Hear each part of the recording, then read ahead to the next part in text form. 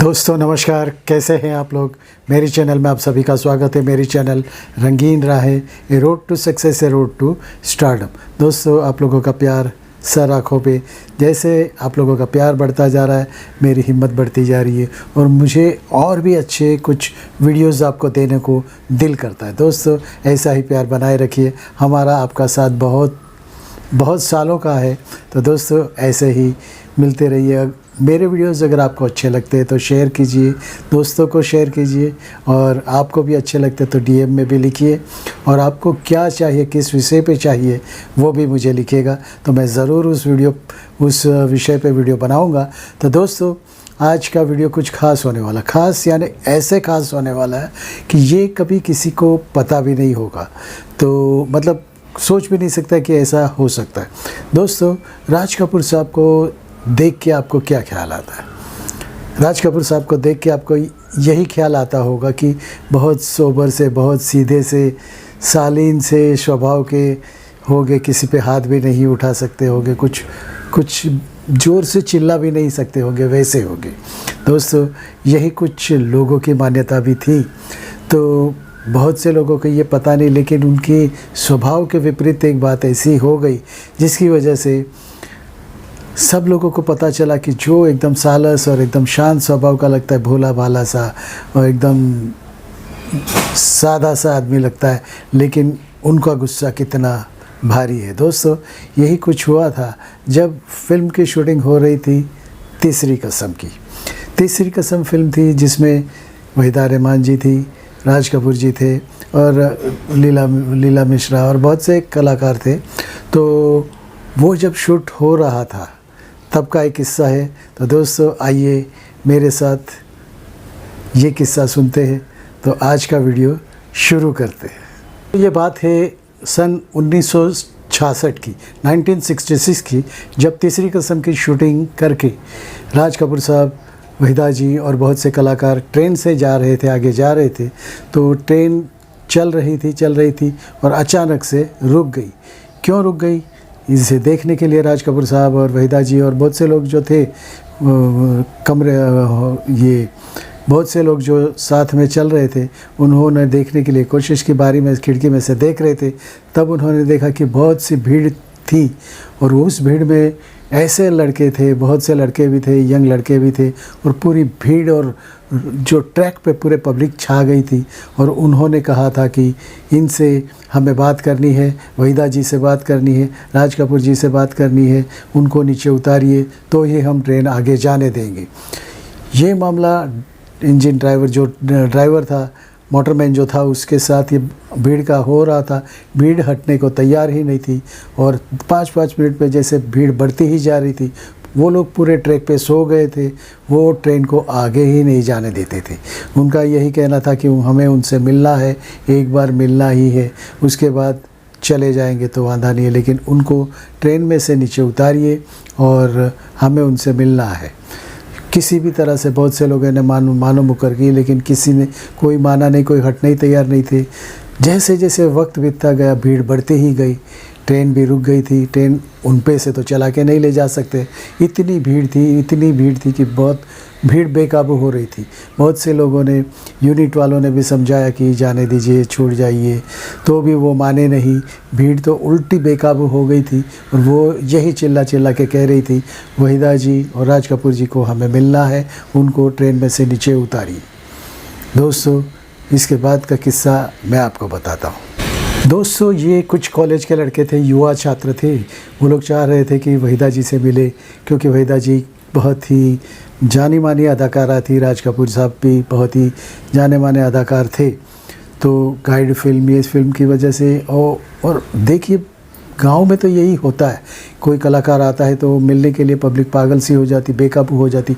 और उसमें स्पेशली जो कि युवा वर्ग जो रहता है, वो तो यही चाहता है कि हम उससे मिलेंगे, और वो हरम खून वाले भीड़ से हटने को तैयार नहीं है। तो वो चिल्ला के कह रहे थे कि वहीदा जी को नीचे उतारिए। राज कपूर साहब ने ये सुना तो राज कपूर साहब का भी गुस्सा आ गया। कभी गुस्से नहीं होने वाले, इतने शालीन स्वभाव के जो थे, लेकिन उनको भी गुस्सा आ गया कि ये क्या हो रहा है। उनको कैसे उतारूं। और उन्होंने भी ठान लिया राज कपूर साहब ने कि युवाओं के सामने झुकना नहीं है, ट्रेन में से वहीदा जी नहीं उतरेगी। कितनी भी आ जाए, पब्लिक आ जाए, लोग आके उनके कंपार्टमेंट के दरवाजे खटखटाने लगे, बोलने लगे उन्हें नीचे उतारिए, हमें उनसे बात करनी है। और युवा वर्ग था, वो कभी किसी से झुकता है या किसी की बात सुनता है क्या। तो दोस्तों, भीड़ तो बेकाबू होते जा रही थी। राज कपूर साहब ने भी ठान लिया था कि इनको किसी से मिलने नहीं देना है। जब राज कपूर साहब ने उतर के कहा कि वहीदा जी किसी से मिलेगी नहीं, आप लोग चले जाइए, ये चले जाइए, ये सुन के वो भीड़ और बेकाबू हो गई। और वो बोले कि हम ये ट्रेन चलने ही नहीं देंगे, चाहे कुछ भी हो जाए, कितने भी घंटे हो जाए, लग जाए, कुछ भी हो जाए, हम ट्रेन को आगे नहीं जाने देंगे, हम उनसे मिल के ही रहेंगे। उसके बाद जब राज कपूर जी ने ऐसा कहा तो पब्लिक ने पत्थर बरसाने शुरू कर दिए ट्रेन के ऊपर, उनके दरवाजे पे, खिड़कियों पे, सब पे पत्थर बरसाने शुरू कर दिए।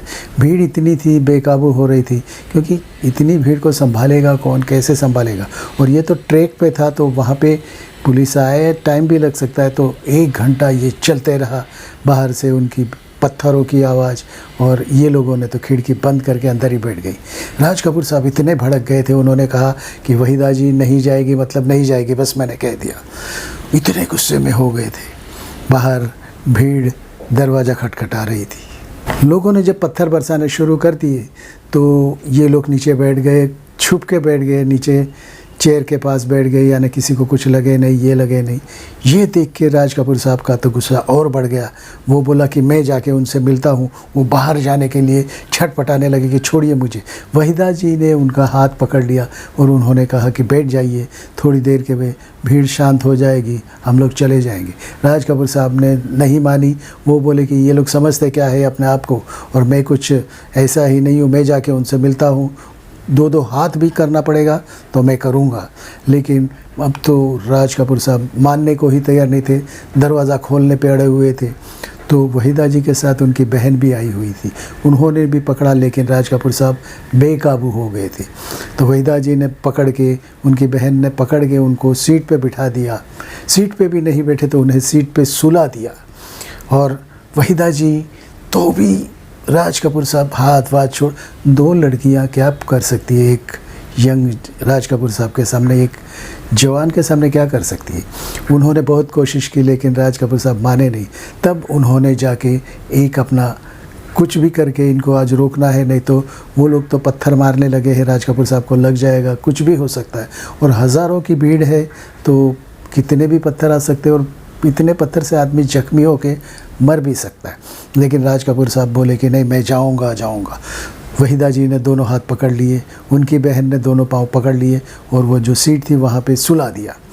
तो भी नहीं माने, तो वहीदा जी उनके गले पे, छाती पे चढ़ के बैठ गई और उनको दबा के रखा। तो भी राज कपूर साहब तिल मिला रहे थे कि नहीं, मुझे छोड़िए, समझते क्या है ये वो, मुझे छोड़िए।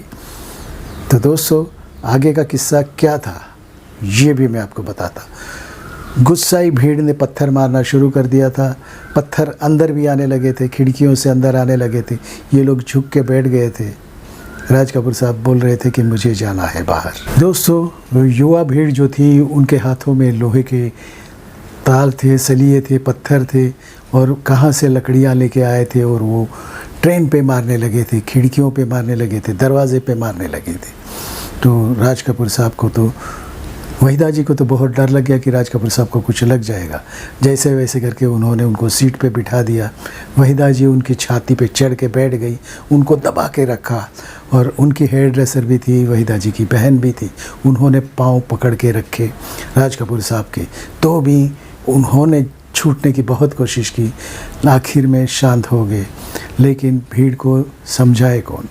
तो वो जो ट्रेन का जो गार्ड था, वो लोग सब आ गए, पुलिस भी आ गई तब तक। तो उनको शांत करके ट्रेन फिर आगे चली। तो दोस्तों, ये होता है। तो राज कपूर साहब जो पर्दे पे थे, उससे जीवन में बहुत ही विपरीत थे, बहुत गुस्से वाले थे। वो किसी की दादागिरी सहन नहीं कर सकते थे, किसी की जो हुक्म जो करते वो किसी की सुन ही नहीं सकते थे, अपने मन के मिजाजी थे।